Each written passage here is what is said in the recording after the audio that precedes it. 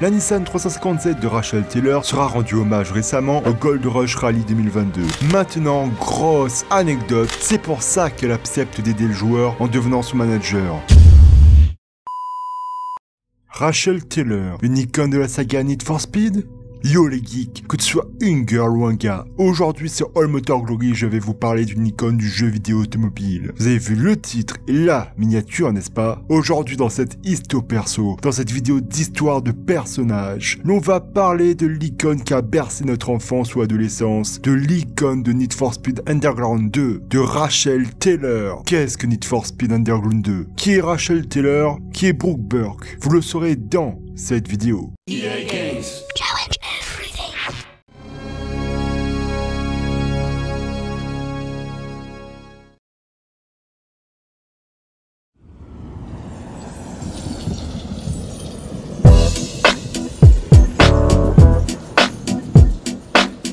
Hey yo, Jill, man, won't you?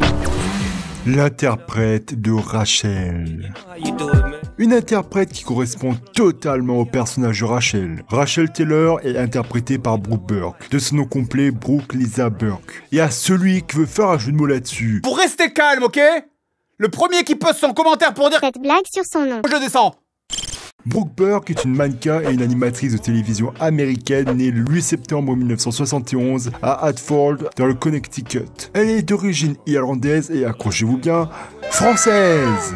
Et des deux côtés en plus, française du côté de son père et a des origines françaises et portugaises du côté de sa mère. Les parents de Brooke ont divorcé quand elle était bébé. Sa mère se remarie quelques années plus tard et elle est très proche de son beau-père qui est strict, mais elle l'aime beaucoup. Elle a été mariée au docteur Gash Fisher, un chirurgien plasticien de Los Angeles avec qui elle a eu 2 filles avant de divorcer en 2006. La carrière de Brooke commence réellement en 2000. Elle rejoint le monde des catalogues pour adultes après avoir fréquenté pendant plusieurs années le mannequinat. Elle pose entièrement nue dans Playboy pour les numéros de mai 2001 et novembre 2004 à l'occasion de la sortie de Need for Speed Underground 2. Chef, je crois qu'on a perdu tout le monde. Hein? Comment ça? Et les meufs? Bande de petits coquins et coquines. Brooke Burke figure souvent et pendant plusieurs années, pendant au moins 7 ans il me semble, dans les 30 premières places du classement des plus belles femmes du monde. Là où c'est encore plus exceptionnel, c'est qu'elle reçoit ce titre alors qu'elle est dans la trentaine. Là où en général, ce genre de titre aurait tendance à être donné à des personnes à la vingtaine comme l'avait pu être Megan Fox par exemple. Brooke avait 33 ans lors de son apparition dans Need for Speed Underground 2. Comme quoi l'âge ne fait pas tout. Elle a remporté l'émission américaine Danse avec les stars et en est aujourd'hui la présentatrice. En 2004, forcément, elle prête ses traits et sa voix et interprète Rachel Taylor dans Need for Speed Underground 2, où elle reçoit le prix de la Best Performance by a Human Female. Le genre de prix qui met en furie les woke aujourd'hui. Et je vais te baiser tes morts et leur cercueil, sale fils de chien. C'est alors qu'elle est connue du monde du jeu vidéo et de l'automobile. Depuis 2006, elle est fiancée avec un dénommé David Charvet, avec qui elle a eu 2 enfants en 2007 et 2008. Ils vivent alors à Los Angeles, ce qui est ironique, vous allez comprendre plus tard dans la vidéo. Elle se marie en 2011. Malheureusement, le 8 novembre 2012, elle annonce sur son blog être atteinte d'un cancer de la thyroïde. Elle subit une opération en décembre 2012. Par chance, aujourd'hui, elle est à présent guérie. En 2014, Brooke Burke a un accident avec sa Maserati. Elle s'encastre dans une clôture. Décidément, manquait plus qu'elle soit au volant d'une 350Z et ça aurait été parfait. Pour finir, Brooke Burke divorce en 2018 après 7 ans de mariage pour au final se fiancer en 2022 avec un dénommé Scott Luxby. J'ai l'impression de voir amour, gloire et beauté là. Aujourd'hui, elle a désormais 51 ans. Comme quoi le temps passe vite. C'est quoi Need for Speed Underground 2? I see things. Une révolution. Ce jeu a été une révolution et une tuerie. Need for Speed Underground 2, abrégé en NFS2, est un jeu vidéo de course développé par EA Black Box et édité par Electronic Arts. Sorti en 2004, ce jeu est le 8e volet Need for Speed et est une suite du premier volet Need for Speed Underground. Il est le premier jeu automobile à avoir une carrière annexe en 4x4, à offrir un monde entièrement ouvert et un sound design qui utilisait une nouvelle technologie pour avoir un son proche de la réalité. Adieu les klaxons moisis et les bruits de tondeuse des jeux de voitures à l'époque.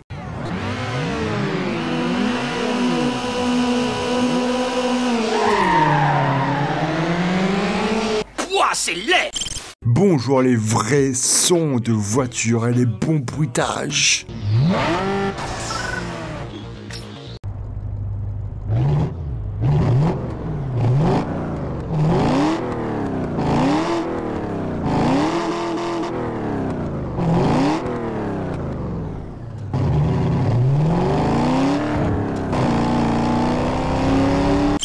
L'époque où Need for Speed était encore une licence innovante, un peu comme l'est devenu Forza aujourd'hui. Ce jeu était disponible sur GameCube, PlayStation 2, Xbox, Nintendo DS, Game Boy Advance et sur PC.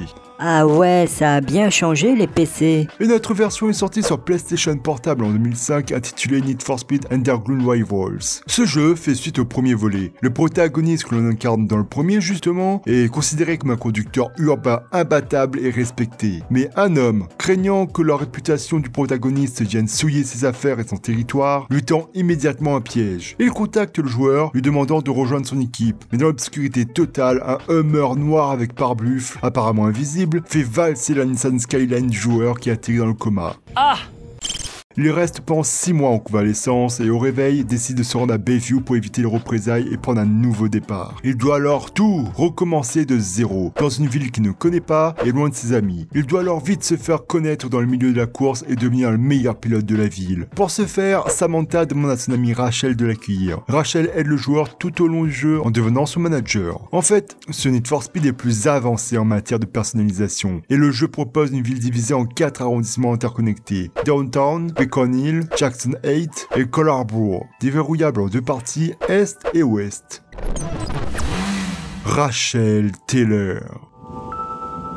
Bon, parlons pour de bon de Rachel Taylor. Qui est-elle ? La légendaire princesse de Bayview. Rachel Taylor est une pilote de rue très talentueuse, influente et très réputée à Bayview, une ville fictive inspirée de Los Angeles. Que c'est ironique. Ils vivent alors à Los Angeles, située sur la côte ouest des États-Unis. Elle conduit une Nissan 350Z verte métallisée qui sera détaillée plus tard dans la vidéo. Elle tient un garage avec son pote Tony qui est le mécano de service. C'est ici que seront logés le joueur et ses voitures. Ce garage servira de base dans le jeu. Elle est également la reine de Bayview, car tout ce qui est en rapport avec les courses et les pièces à Bayview passe par elle. C'est elle qui les organise, les gère et fait respecter les codes, et si tu les enfreins, elle te fait bien comprendre, indirectement, que tu vas passer un sale quart d'heure.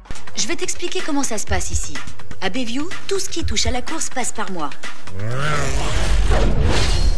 Et au cas où tu l'aurais pas encore remarqué, il y a vraiment de quoi faire. Et n'oublie pas que tout passe par moi, ok? Ici c'est chez moi, c'est mon territoire. Alors fais gaffe.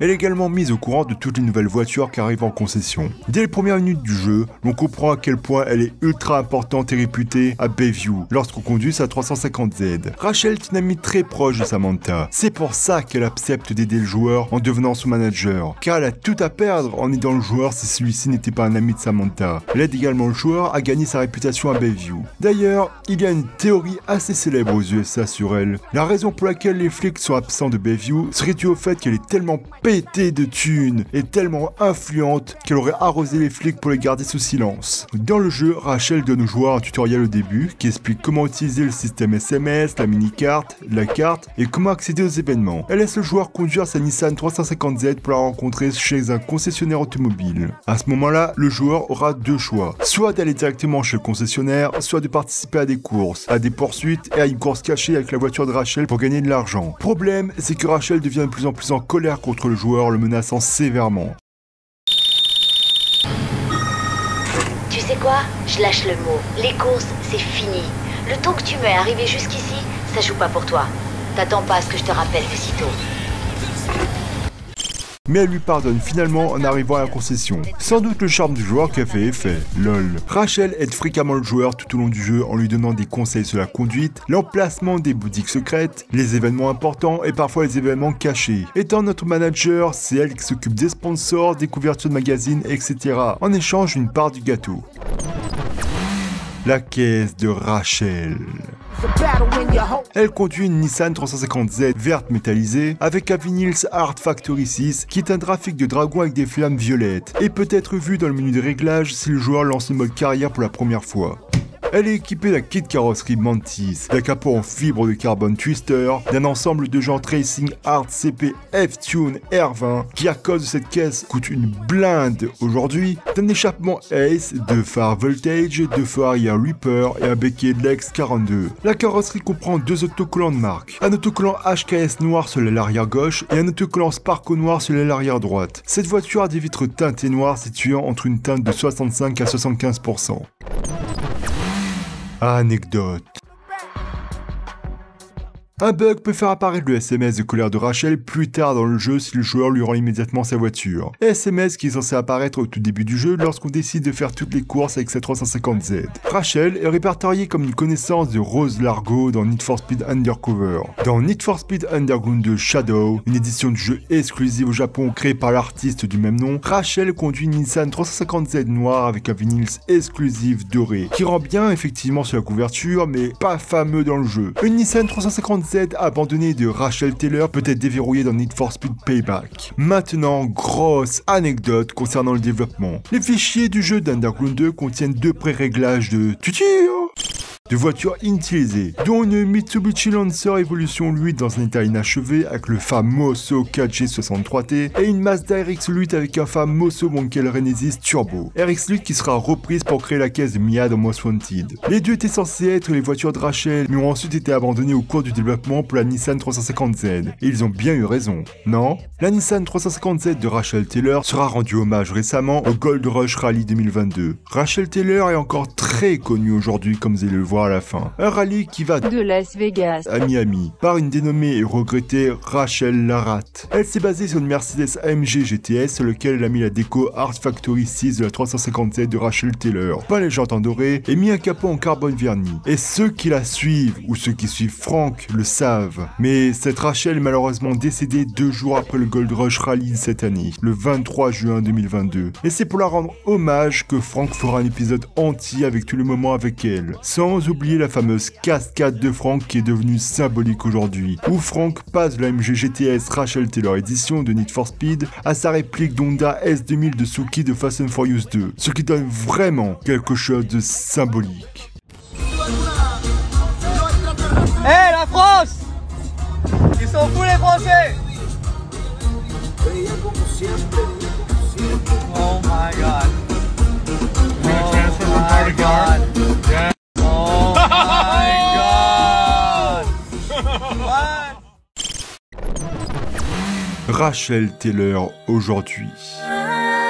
Rachel Taylor est la plus légendaire des NFS Girls, mais aussi un gâchis. Aujourd'hui, avec le recul, beaucoup de personnes se demandent si le prix remporté par Brooke Burke est légitime. Pas dans le sens où Brooke a mal joué, bien au contraire, car elle a été parfaite. Mais légitime dans le sens où Rachel est peu présente dans le jeu, à part pour le semblant de scénario, le tutoriel, les astuces, le fonctionnement des CCU, des couvertures de magazines et des sponsors. Surtout si on la compare avec le personnage de Nikki de NFS Carbon ou Cheslin de NFS Undercover, où leurs rôles sont très importantes pour l'histoire. Oui, la Amelia Townsend, mais elle est peu présente par rapport à Nikki et Cheslin, alors qu'aucune des deux interprètes n'a reçu de prix. En fait, ce que les gens regrettent avec le personnage de Rachel, c'est qu'elle aurait pu être très importante dans le scénario, comme ont pu être Samantha et Melissa dans le premier Underground. Surtout, vu comment Rachel a marqué toute une génération, elle aurait encore davantage marqué les esprits si elle était davantage présente dans le scénario. Et tout ça, c'est à cause d'un scénario mal écrit et surtout mal scénarisé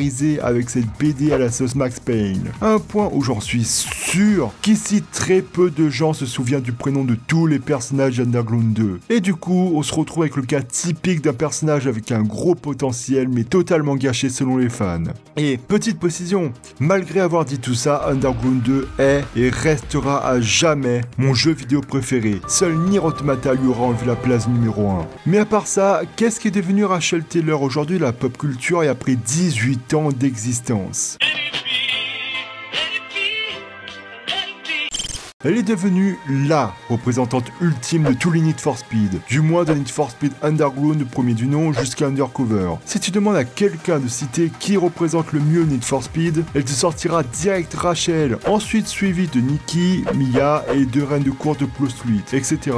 Quelqu'un sait comment s'appellent les personnages dans Pro Street, car impossible de trouver sur internet. Encore aujourd'hui, beaucoup de fans connaissent Brooke Burke grâce à son rôle de Rachel Taylor dans Need for Speed Underground 2, rôle qui est encore alimenté aujourd'hui avec quelques références dans les derniers Need for Speed.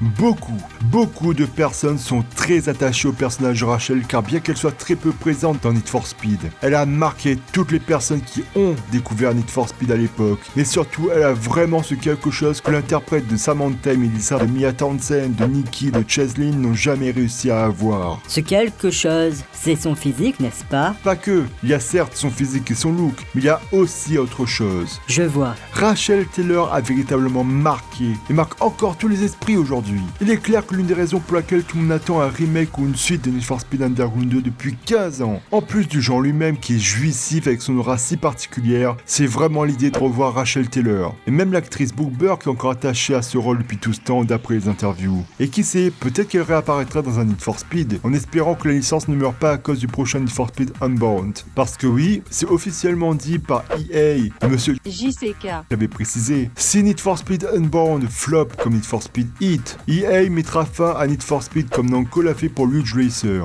Surtout que le nom ne présage rien de bon. Inbounded d'un côté et Unbound de l'autre, c'est comme le mot évolution dans les séries et les films ça. On verra ce que l'avenir nous dira. Faites comme les autres et pensez à partager cette vidéo sur les réseaux sociaux aux fans de Need for Speed Underground 2. Merci à vous d'avoir suivi tout ça. Sur ce, bonne journée ou soirée, gardez le sourire car c'est ce qui est le plus important dans la vie. Sauvons les 100% méca et gloire à l'automobile thermique.